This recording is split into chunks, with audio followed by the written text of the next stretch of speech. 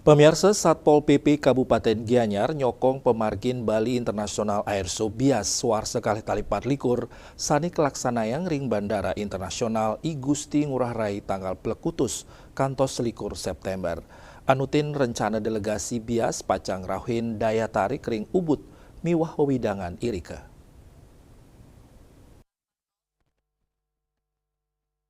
Kasatpol PP Kabupaten Gianyar Imadewate Mausang ring rapat koordinasi sareng Kabupaten Badung, miwah Kota Denpasar, Kabupaten Gianyar ngaptiang sokongan ring pemargin bias warsani mangkin.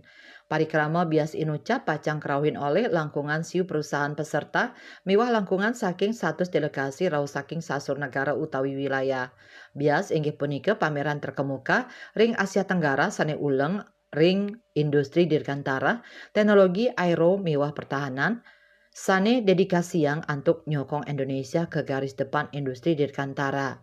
Para delegasi tios ngemilitin pameran taler pacang laksanayang tur ring Bali nuju widangan Gianyar sekadi Ubud.